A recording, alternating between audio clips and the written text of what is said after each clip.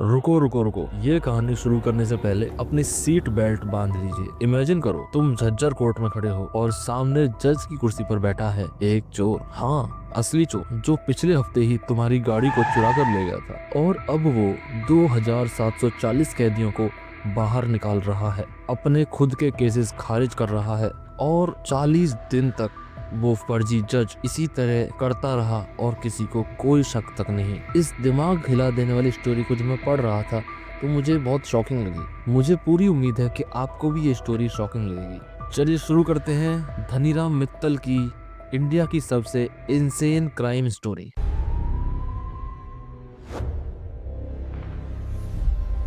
तो कैसे हो आप? मैं आज बहुत एक्साइटेड हूँ ये स्टोरी बताते रहे, क्योंकि मैं ऑनेस्टली कहूँ तो इस पर पूरी नेटफ्लिक्स की सीरीज बन सकती है। सबसे पहले तो चैनल को सब्सक्राइब कीजिए, क्योंकि इस तरह की वीडियोस आपको और कहीं नहीं मिलने वाली। ऑलराइट, तो अब आप हेडफोन्स लगा लीजिए और आने वाले कुछ मिनट्स हम आपको मिलाते हैं धनीराम मित्तल जी से। 1939 भिवानी हरियाणा, यहाँ एक लड़का पैदा होता है, धनीराम मित्तल। अब देखो, ये कोई गरीब घर का बच्चा नहीं था, पढ़ा लिखा खानदान, और इनका बड़ा भाई पानीपत में जज था, असली वाला जज। पर शायद भगवान ने सोचा चलो थोड़ा ट्विस्ट डालते हैं। 1964 में बीएससी, वो भी फर्स्ट क्लास, फिर एलएलबी, कोलकाता से हैंड राइटिंग और ग्राफोलॉजी का डिप्लोमा। साहब कंप्लीट पैकेज थे। सोचो यार, इतना इंटेलिजेंट बंदा डॉक्टर बन सकता था, लॉयर बन सकता था, या कोई भी अच्छा करियर ऑप्शन चुन सकता था। लेकिन धनीराम जी ने क्या चुना? यार, बोरिंग लाइफ कौन जीता है, थोड़ा थ्रिल चाहिए। 1964 पहला चीटिंग केस, और यहीं से शुरू होती है एक ऐसी जर्नी जो पूरे 60 साल चलने वाली। अब ये बंदा स्मार्ट था, बहुत स्मार्ट। रोहतक के आरटीओ ऑफिस में घुसा और इसने वहाँ प्रैक्टिकली पीएचडी कर ली, फेक डॉक्यूमेंट्स बनाने में। फिर लॉयर्स के मुंशी बन गया, कोर्ट रूम में घंटों बैठता, लूप होल्स नोट करता और हर एक चीज को ऑब्जर्व करता। और इंस्पिरेशन खुद नटवरलाल से। हाँ भाई, असली वाला नटवरलाल। पर अपने मित्तल भाई का लेवल एक अपर लेवल था। प्लानिंग A+, एग्जीक्यूशन A++, और कॉन्फिडेंस भाई आसमान से भी ऊपर। अब सुनो, असली मजा अब शुरू होता है। मित्तल जी को लगा थोड़ा स्टेबल नौकरी चाहिए। फेक डॉक्यूमेंट्स बनाए, रेलवे में पहुंच गए, नौकरी करने लगे, बन गए स्टेशन मास्टर। मैं लिटरली हंस रहा था ये पढ़ते हुए कि एक कौन मैन जिसका नेचर ही चीटिंग करने का होता है, वो स्टेशन मास्टर बन गया भाई। 6 साल 1968 से 1974 तक प्रॉपर स्टेशन चलाया, पूरी अथॉरिटी का मिसयूज किया, रेलवे विभाग की जो संपत्ति थी उसका मिसयूज किया। और जब बोर हो गए, मन भर गया, तो जैसे 9 to 5 जॉब का कोई रिजाइन देता है, उसी तरह से बड़े सिंपली महोदय जी ने रिजाइन दे दिया। पर असली पैशन और असली टैलेंट तो अब निकलने वाला था, कार्स। इस बंदे ने अपनी पूरी लाइफ में 1000 से भी ज्यादा कारें चुराई। और तरीका देखो, सिर्फ दिन में चोरी, रात को कोई चोरी नहीं, सिर्फ दिन के उजाले में चोरियां करते थे। मास्टर कीज का सिलेक्शन, परफेक्ट टाइमिंग और कोर्ट की पार्किंग से गाड़ियां उड़ाना मित्तल साहब का फेवरेट टाइम पास बन चुका था। इमेजिन करो यार, तुम अंदर केस लड़ रहे हो और बाहर मित्तल साहब तुम्हारी मर्सिडीज ही उड़ा ले गए। चोरी के बाद गाड़ी बेच दो, फिर डॉक्यूमेंट्स, प्रॉफिट बुक करो, एकदम क्लीन बिजनेस। आप भरोसा करेंगे, 95 बार पकड़े गए महोदय, लेकिन हर एक बार छोड़ दिए गए, हर एक बार बेल मिल गई। क्यों? क्योंकि उनको कानून के ABCD से लेकर XYZ तक का सब कुछ पता था। अब आती है वो कहानी जिसके लिए तुमने ये वीडियो खोला था। झज्जर कोर्ट, हरियाणा। 1980 की बात है।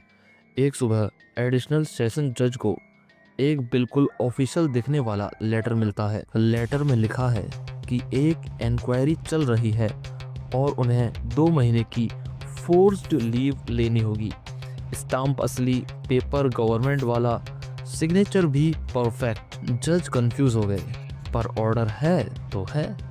वो लीव पर चले गए और अगले दिन एक सूट बूट में कसा व्यक्ति कोर्ट में एंट्री मारता है और सीधे जज साहब की कुर्सी पर जाकर बैठ जाता है। और वो व्यक्ति कोई और नहीं, वही अपने धनीराम मित्तल। और किसी को उन पर शक भी नहीं हुआ। क्यों? क्योंकि उनके पास भी लेटर था हाई कोर्ट के रजिस्ट्रार का कि रिप्लेसमेंट जज आएगा। और अब शुरू होता है इंडिया का सबसे बड़ा लीगल सर्कस। रोज सुबह 10 बजे मित्तल ब्लैक कोट पहन के कोर्ट में एंट्री मारता, केसेस सुनता, लॉयर्स की आर्ग्यूमेंट सुनता और फिर जजमेंट। अब सुनो इसकी स्ट्रेटेजी क्या थी। अपने दोस्तों को, जान पहचान वाले लोगों को सबूतों का अभाव बताकर रिहा कर देता था। खुद के जितने भी केसेस थे वो सब सिंपली खारिज कर दिए और छोटे मोटे चोरों को टेक्निकल ग्राउंड पे रिहा कर दिया। पर चालाकी देखिए जिससे कोई पकड़ ना सके। जिनके ऊपर हीनियस क्राइम के एलिगेशंस थे उनको कड़ी से कड़ी सजाएं दी और कोर्ट में और सारे शहर में हल्ला मच गया कि नई जज साहब तो काफी स्ट्रिक्ट हैं, इतनी तेजी से फाइल खत्म कर रहे हैं। 40 दिन, लगभग 2500 केसेस, सेलेक्टिव जजमेंट, किसी को कोई शक नहीं। 40 दिन के बाद मित्तल साहब कोर्ट नहीं आए। कुछ दिन बाद जब असली जज वापस आए तब इन्वेस्टिगेशन शुरू हुई तो पता चला कि वो सब कुछ फेक था। एक ही दिन में 540 केसेस धनीराम के नाम। पूरा लीगल सिस्टम हिल गया। दोस्तों अब ये बंदा इंडिया का मोस्ट वांटेड क्रिमिनल बन गया था।